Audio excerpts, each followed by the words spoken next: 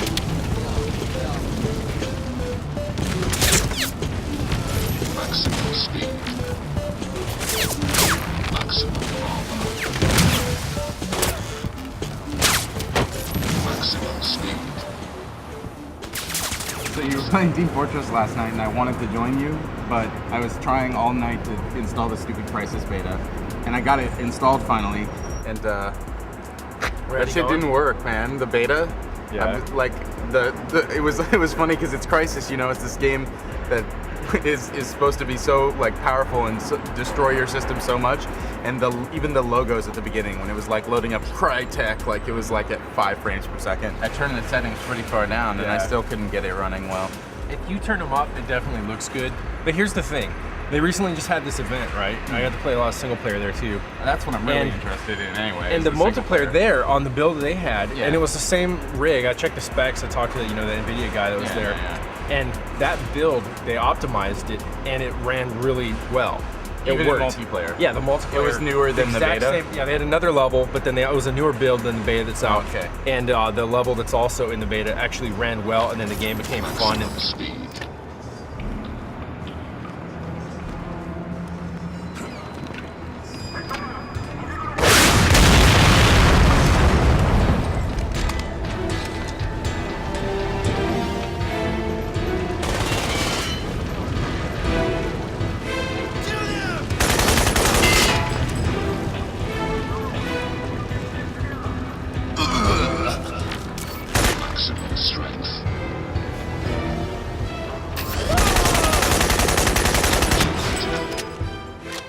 And I still haven't played anywhere near enough to come to any kind of conclusions other than to say that like it's definitely has the potential of a Battlefield game. To say that if they sold it independently and it all comes out and it works, that's the thing. If you have an 8800, you need to be able to run the stupid thing, it has man. to, yeah, it has to work. I mean, I understand it's beta software, and I'm reserving judgment because I've seen some of the footage of you playing at the single player event. Yeah. And that shit looks completely insane. And it's funny that you mentioned Battlefield before, because when I was watching it, what I was thinking is like, man, this looks like Battlefield. Well, Far Cry meets Battlefield, but the single player version of that. Like, you know, where there's all this troop movement going on, the AI seems like it actually knows what it's doing. Right. And it's just you intruding upon their space. And that was so awesome. Like, when I played that level, I sat down. Like, when it was time to go to multiplayer, I didn't even want to play it. I just wanted to keep messing with this level. Yeah. And it was so much like you're saying, you know, and even in the E3 level, you know, when I played it, I was like, this is all the vibe of a multiplayer game, but a single player game. And instead of feeling like, oh, this is bots and this is a substitute for human players, it still felt very much like this is the way I'm supposed to play it. But, you know, when we talk about the Battlefield or something, that flexibility, that range of movement where you can say, I'm going to go over here, I'm going to go over and do this, I'm going to try vehicles this time, I'm going to try it stealth this time, next time I'm going to go gung-ho with powers. And, you know, what's cool is when you start this level, it's in the middle of the night, you come in with a group of soldiers, and for people that are used to playing Call of Duty or something, it seems the experience sets off and it seems very familiar. You know, all your guys are talking to you, they're running this way, we're going to go as a team and we're going to do this. So that player of that, you know, mindset, say, hey, I'm going to follow my guys. Guys are going to hold my hand and show me what to do. Right. You can go with them, but if you want, you can just be like, well, go ahead and do your thing, guys. But I'm like the superhero of this outfit, and I'm going to like do, you know, I'm going to go stealth and go over this other way, climb up a mountain, and maybe I'll see you later. Maybe if you're dead, I won't, you know. And you don't even have to do anything with them. You still have to finish the objective, right? You have the same objectives, and like so in the level that we're looking at, you know, it's the usual AA platforms. You need to blow them up. Sure. But then of course when you get to the objectives, it's not like go up to this thing and press F to put C4 on it that you magically have, and that you can only magically use blink you know. yellow or something like that. Yeah, and it encourages creativity. You know, it's funny. Like someone next to me was playing, and I heard him ask me like, "Hey, how do I blow this thing up?" You know, once you get used to playing this game, then you're like, okay, well, I don't have anything left. What if I pull up a truck next to it? Kind of like GTA, you know? Yeah. I'm gonna pull up a truck next to it and blow that up. Maybe that'll blow it up. If I have grenades, I could try those. If I find a rocket, I could try those. If I have C4 that works like it does in Battlefield, I could use that.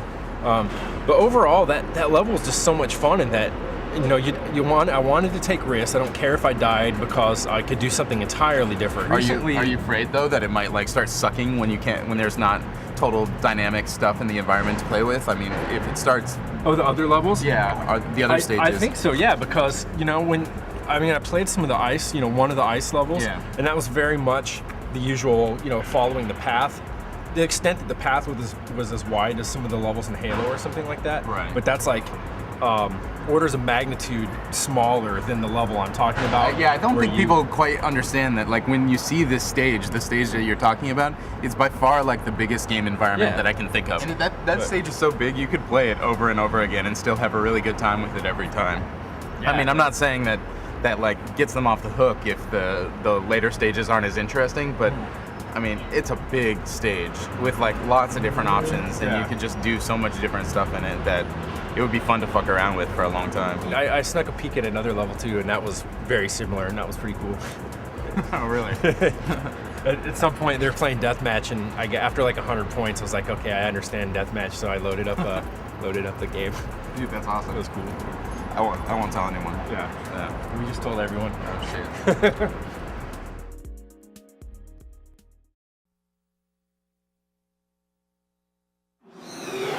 Requesting reinforcements. Get out of the target zone. Move.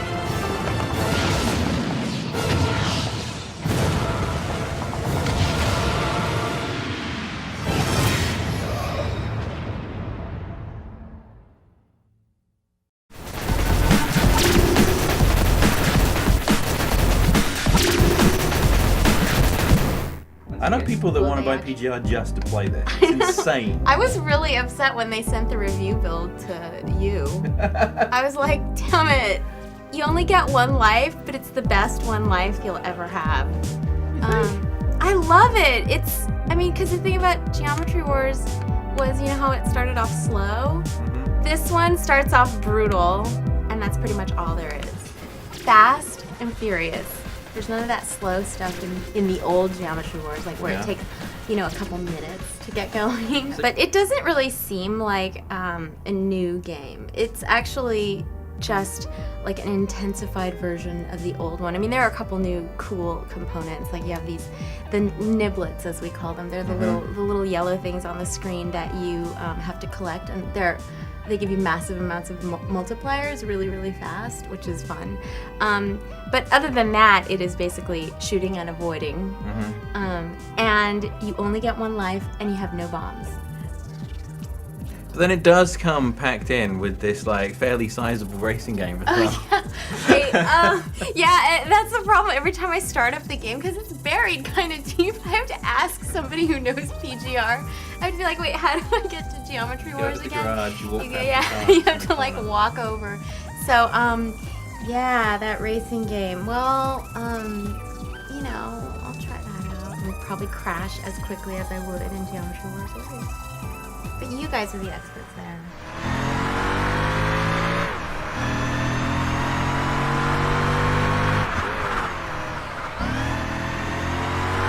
You know, it really felt a lot like the last one. First hour bored me senseless.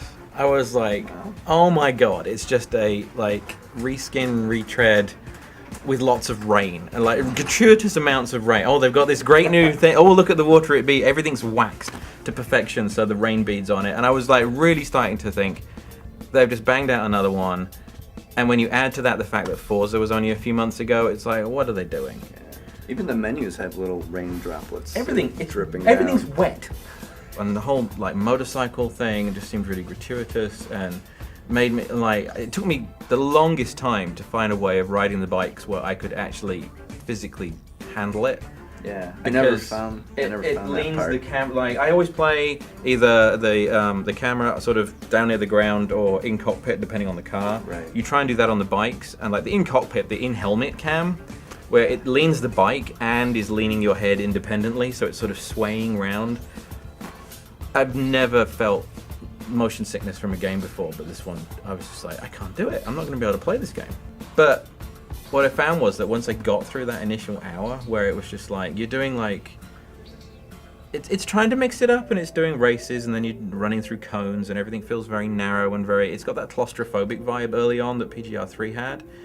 But then, there were two things happened where it won me over. One was, I don't know what the bike was, but there was a bike where I didn't feel completely out of control, and I actually kind of enjoyed it, and I was doing wheelies and endos and stuff.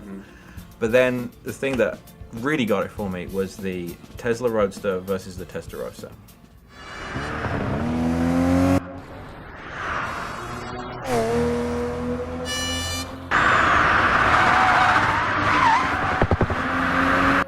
That challenge was like, it was really awesome. I was like, this is something genuinely interesting in a video game, and particularly a racing game, which have basically been retreads of each other forever. And I'm like, this is something like really new. It's like, you know, an electric car against a classic exotic car, and the Tesla nails it. Yeah, it's awesome. It's so weird driving that car. Like, there's No like sound. no noise. Yeah, I mean, like when you get right up to the high end of its rev range, it sounds a bit like a hairdryer. Yeah, that's a little wind noise. Yeah, but it handles like so well. You just leave the Testarossa way behind, and at that point, I'm like, okay, this maybe has something a little different to offer.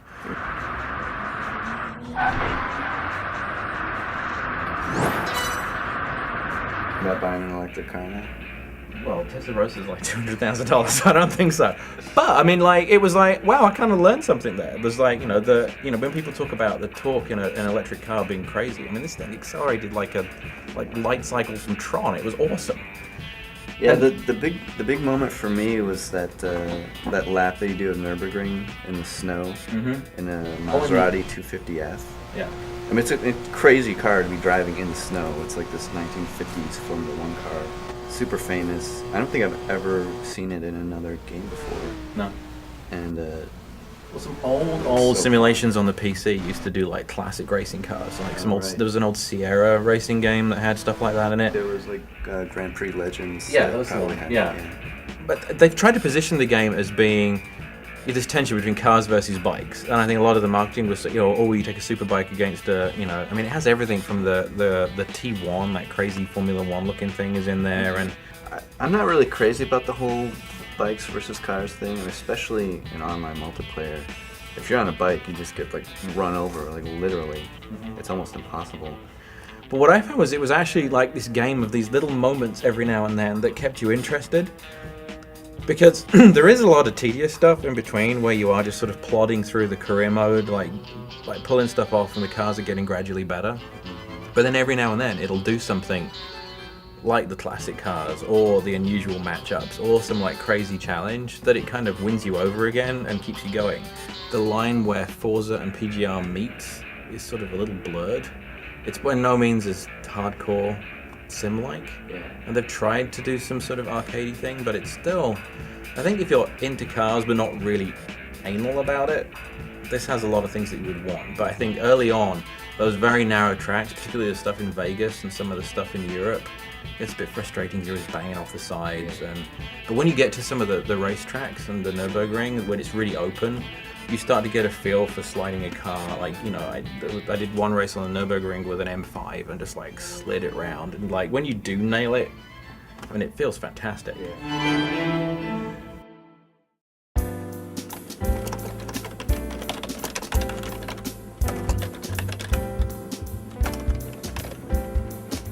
Oh, hello.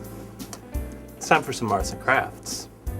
Now, at one point in our lives or another, we all have friends, and sometimes our friends leave us, and sometimes we need to replace those friends, however way we can. So in order to do that, we're going to make our own friends today, and what you'll need for that, a pair of scissors, safety scissors if you can find them, if not, really sharp ones. That'll help cut a lot. You're going to need a paper plate, round if you can find it. Square one works okay, but I don't know if they make those. You're going to need some tape. And you're just going to need a friend. So what we're going to do is we're going to cut out a friend. You want to be careful with the hair, especially with this one.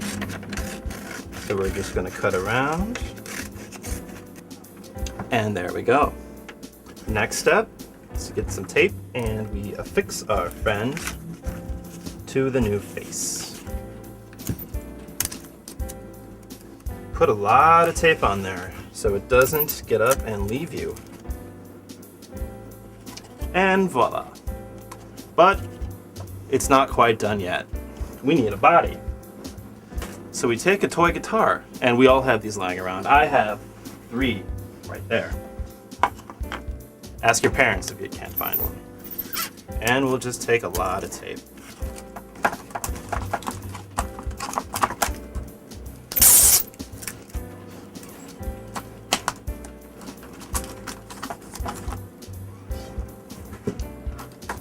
And there you go. You have a brand new friend. How you doing? Yeah? No, I didn't hear that.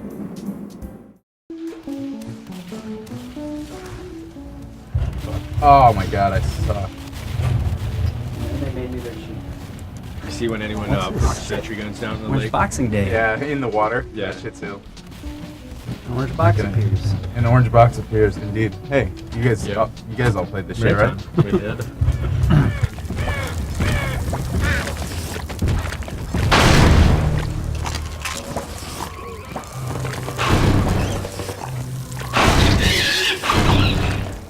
What'd you think? Yeah, it was good. I don't think that the Half-Lives, Half-Life 2 and Episode 1 and 2 actually translated as well as it could have to the console. I think control-wise, the shooting was a little insubstantial and floaty, and the weapon changing was a hassle with this all in the D-pad. But on the whole, the things that make Half-Life great are still great there. The only thing I wish it did is when you weapon switched, they had adopted a Bioshock scheme where you can hold on the button and pause the action and then pick your weapon. I mean, it kind of takes you out for a second, but it is a little annoying to have to not only use the D-pad to switch between the weapons, but tap twice in whatever direction, because you kind of have to remember the hierarchy of where the weapons are and then remember to tap in those directions.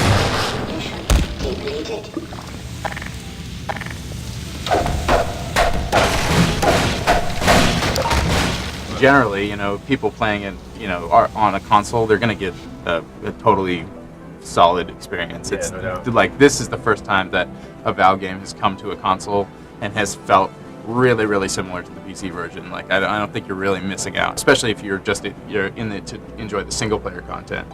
because I did go back and check out Half-Life 2, the original Half-Life 2, and what's nice is it does look better.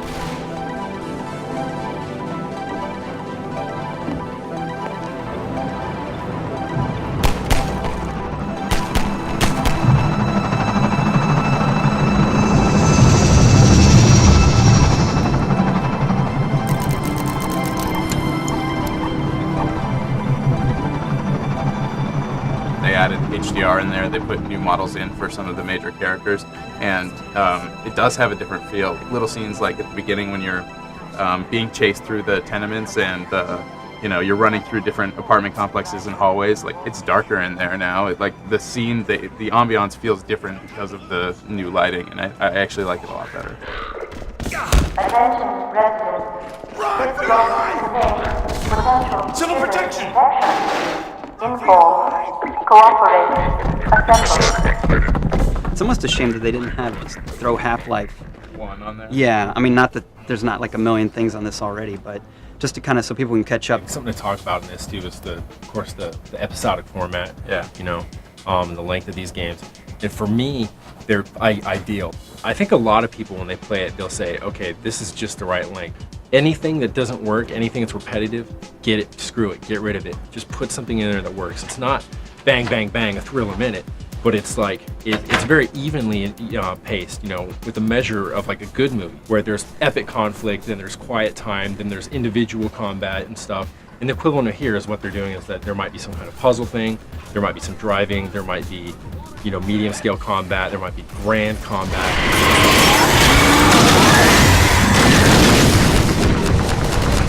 As soon as you're starting to get tired of one thing, it's like, it just like gradually grades right into something new. I mean, that's the thing that I feel like most developers could learn most from Valve. Kicking into like hardcore combat, then going to a cutscene and kicking into hardcore combat isn't necessarily like that thrilling, and you end up getting what you said, fatigue. Whoa, a dropship. That must have been the crash we heard.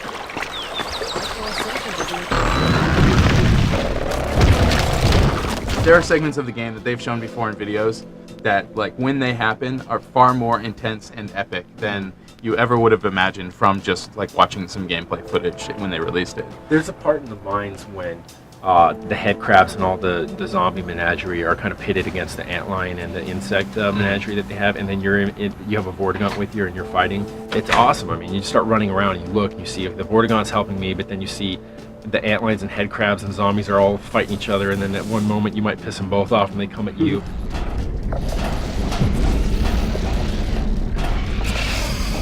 Observe how they fight on below, heedless of our escape.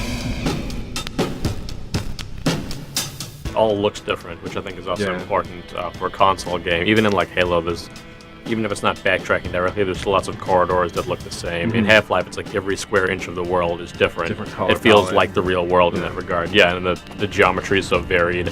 They've been always really good about that, about putting in extra detail in places. Even if you're walking down the hallway that looks like the next hallway over, it's going to be painted differently or have different debris on the ground or different trash piled up over here just so that it feels different.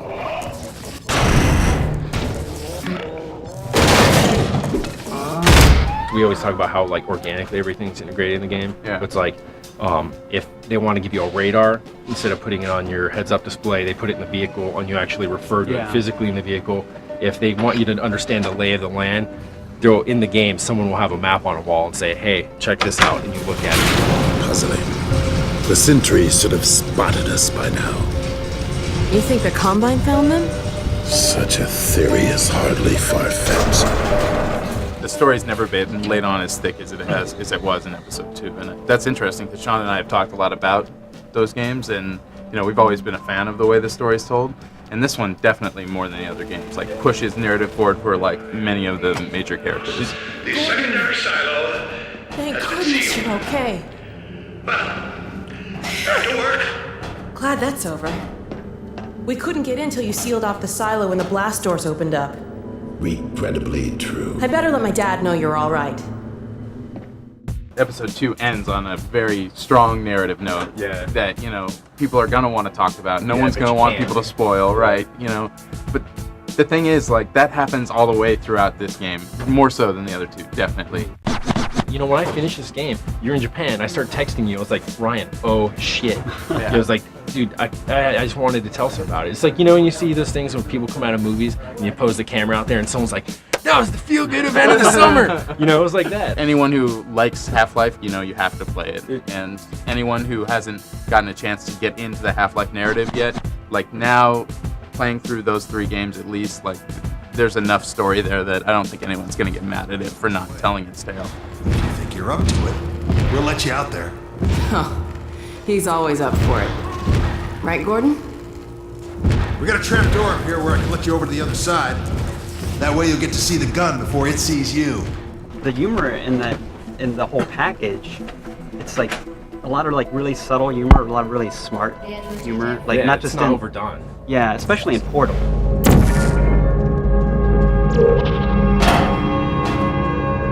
As part of a previously mentioned required test protocol, we can no longer lie to you. When the testing is over, you will be missed. It's just kind of setting you loose in these little rooms and saying, well, gotta get to the exit, and not really explaining to you how, but then the narrator is really entertaining you and just like keeping it fresh while you're figuring this out for yourself. Now that you are in control of both portals, this next test could take a very, very long time. If you become lightheaded from thirst, feel free to pass out. I think if it was just you by yourself, it would feel really isolated, and you get frustrating when you got stuck. But here, it's like it always finds a way to entertain you and keep you like kind of teaching yourself to get to the next area.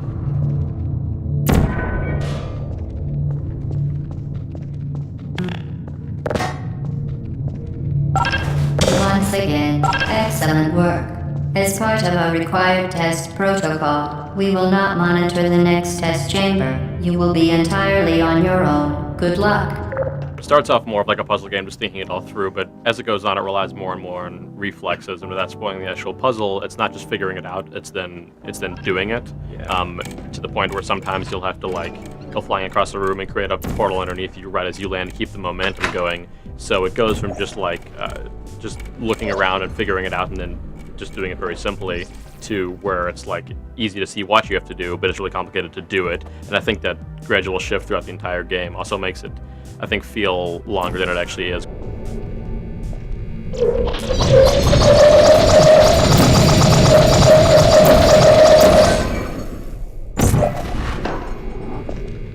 There's so much I'd love to talk about Portal, but like to talk about it would spoil it, and so you just can't. Actively avoid Portal having spoilers. someone spoiling either game for you. The way Yeah. that the two, just know that the two games do connect in some fashion, that big things happen in each, and that there's some serious mindfuck in Portal. The fact that they did get that narrative in there, and it was such a great thing, because if you take a puzzle game, you know, I mean, and you're going to create this big rat maze, I mean, putting a good reward at the end is going to help you want to get through it faster, other than just because it's there and you're a lab rat and you got nothing else to do, you know.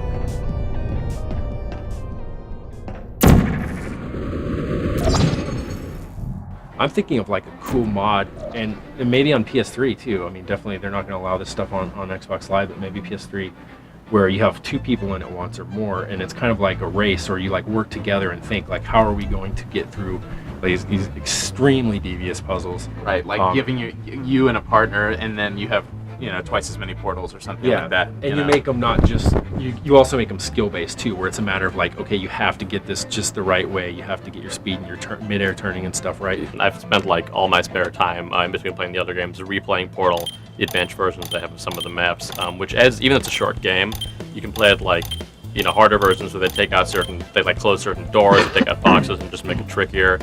You can also play it where it's the least steps possible or the least portals possible. There's a lot of replay within there.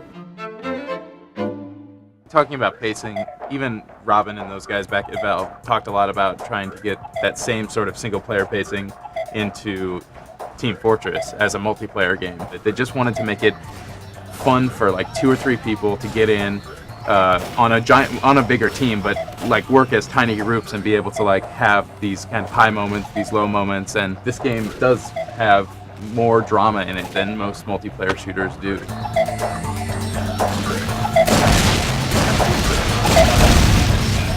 I was a demo man, and I was putting pipe bombs on the inside of a door, and I was playing defensively. And the door opens up, and there's a heavy, and he comes through, and of course everyone's really expressive in the game. He's just like, ah, and then I blew my pipe bombs, and he's just like, his face went blank and his eyes just kind of, and then he like backed up and walked away and the door closed. But it was like the best moment ever. It was like, yeah, that's right. That moment right there, of course, the player decided he was going to back up slowly. It's very naturally what you want to do. You just got stuff blown up in your face and you want to go get some health or something.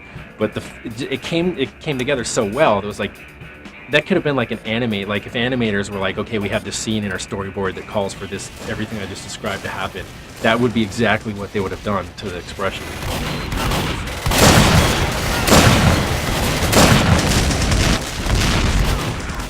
It's been crazy, you know, like Ryan Scott, who I work with, is like, does not play FPSs at all. Like, that's all he's playing now. He's not even playing MMOs anymore. Like, at least for these past 2 weeks. And it started because those things we were talking about. You come by and you look and you're like, okay, that's not just like a bunch of the usual tough guys in blood and guts or something. There's something about it, you know. There's something about it, even though there is blood and guts and they are tough guys. And that draws people in. And then when they play, they've got like these access points. The medic, you know, to some extent the pyro, the heavy weapons guy, the engineers. All enable people who aren't like the craziest, like high reflex crack shots there are out there to at least get in and enjoy the game and feel like they're contributing to their team.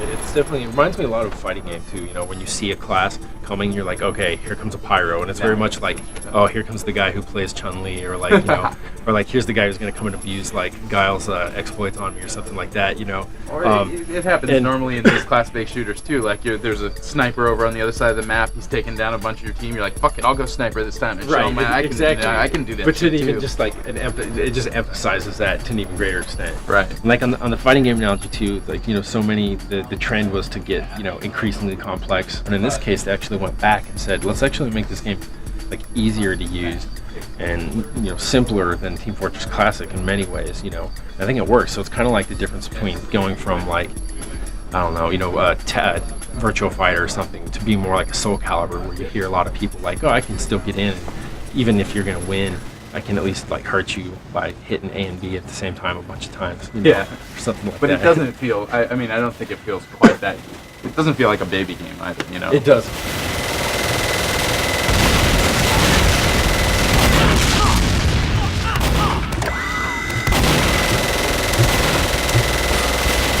Like, there's some things that I do want to get this in. Critical hits, dude, that's bullshit, man. That does not belong. Well, at least give servers, admins, the option to turn it on or off. That's really alien to me, you know. I mean, it's a skill-based game. It's like to just say, like, I'm suddenly playing Dungeons & Dragons all of a sudden, and the fucking 20-sided die rolled the wrong way, and all of a sudden some asshole kills me with a single hit of a shotgun, even though I hit him with a rocket, you know? Like, I gotta get used to that. That stuff bugs me.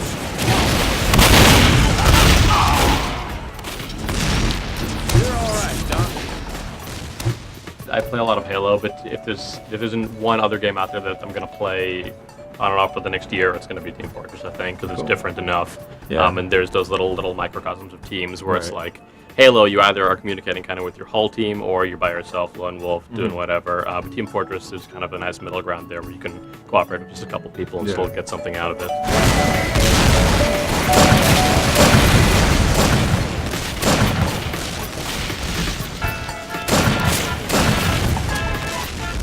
So do you want to like show me some more shit? I've been trying to learn how to play engineer, but I don't know where the new I don't know where the new the best like places to drop shit are yet. If you want to learn engineer techniques, you got to switch to engineer.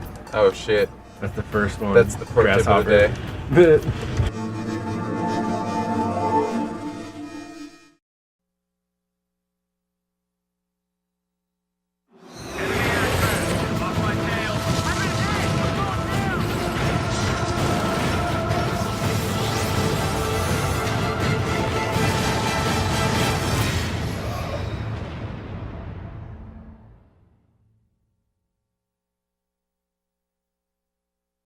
Dude, so I unlocked Dragon Force with Guitar Hero. You shut the fuck up! I know you don't really play that game. Skip. I know you miss him, but we've talked about this. Talked about what? This is creepy. You shut the fuck up! When you do this. Do what? Hey, what are you doing? That's my friend. You shut the fuck up!